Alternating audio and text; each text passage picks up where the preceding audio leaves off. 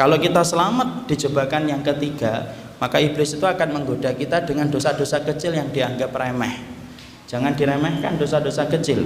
Dosa-dosa kecil itu sebagaimana Nabi mengatakan, iyyakum wa muhaqqiratid dzunub kama sali qaumin nazalu bi fulatin minal ardi jama'u lahu hataban fa auqadu lahu naron. Perumpamaan dosa kecil itu sebagaimana kamu itu mendapati musafir singgah di satu tempat, kemudian mereka akan bermalam di tempat yang mereka singgahin. Mereka ingin membuat api unggun, mereka mengumpulkan ranting, maka semakin banyak rantingnya semakin besar nyala api unggun yang akan tercipta. Dan sesungguhnya dosa-dosa kecil itu ya kayak ranting yang dikumpulkan musafir ketika akan membuat api unggun. Makanya inilah yang disebut dengan dosa-dosa kecil. Makanya Syekhul Islam itu pernah ditanya, mana yang lebih bahaya, dosa besar tetapi disertai dengan penyesalan, atau dosa kecil tetapi tidak pernah menyesal? Maka Syekhul Islam itu menjawab, dosa kecil yang disesali, dosa kecil yang tidak disesali itu jauh lebih berbahaya daripada dosa besar tetapi disesali, tetapi tidak disesali. Saking bahayanya dosa-dosa kecil. Dan ingat, tidaklah gunung tercipta kecuali karena kerikil dan tanah yang terkumpul, makanya tercipta gunung. Dan tidaklah dosa besar itu terjadi kecuali karena dosa kecil yang kita kumpulkan, kemudian kita tidak merasa menyesal dan meremehkannya. Kalau kita selamat di pintu jebakan yang keempat, iblis tidak putus asa. Tuh lihat, iblis saja sabar, akhi. Makanya antum kalau beriman dan saya beriman itu sabar. Iblis saja sabar. Kemudian iblis itu menjebak kita dengan jebakan yang kelima. Jebakan yang kelima itu apa? Perkara mubah dibuat bagaimana berlebihan. Makanya kita disibukkan dengan perkara mubah.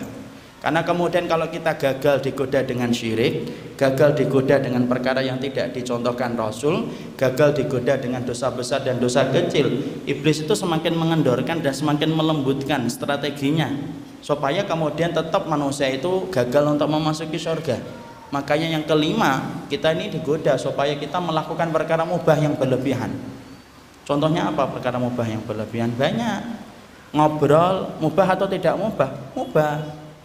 Tapi ngobrolnya dari isya sampai subuh, nah itu perkara mubah yang berlebihan. Mungkin ada yang berkata, saya tidak pernah ngobrol Ustaz dari isya sampai subuh. Iya, tapi WA-nya online dari habis isya sampai subuh, sama aja. Itu termasuk perkara mubah yang berlebihan. Dimana kalau kita melakukan perkara itu, itulah yang menjadikan kita habis waktu, habis kesempatan, dan tidak bisa mengerjakan apapun amalnya, disebabkan sudah sibuk dengan amalan-amalan mubah yang berlebihan. Contoh lagi apa? Perkara mubah yang berlebihan. Makan mubah tapi berlebihan. Ke Semarang hanya makan soto, balik lagi ke Purwokerto, nah, itu mubah yang berlebihan. Mancing mubah, mancing itu mubah ikhwan. Tapi mancingnya 6 hari 6 malam di tengah lautan, tidak pernah mengingatkan keluarganya, itu perkara mubah tetapi sifatnya berlebihan. Dan itulah yang kemudian kita dapatkan, sesungguhnya iblis itu yang kelima akan menyibukkan kita dengan perkara mubah yang berlebihan. Kalau kita gagal kemudian digoda dengan pintu yang kelima, iblis itu akan mendekat kita dan menghasut kita dengan jebakan yang keenam.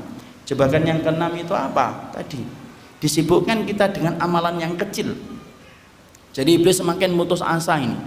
Makanya kita sudah gagal digoda dengan berbagai macam tahapan tadi, maka yang terakhir itu yang keenam. Apa yang keenam? Yaitu adalah digoda supaya kita sibuk dengan amalan yang kecil tetapi diluputkan dari amalan yang besar. Makanya tadi saya katakan iblis itu tidak suka kalau kita itu beramal yang sifatnya itu jalan pintas. Makanya kita akhirnya apa? Yang keenam iblis itu apa? Menyibukkan kita dengan perkara kecil supaya kita luput dari perkara yang besar. Bagaimana contohnya Ustaz? Banyak.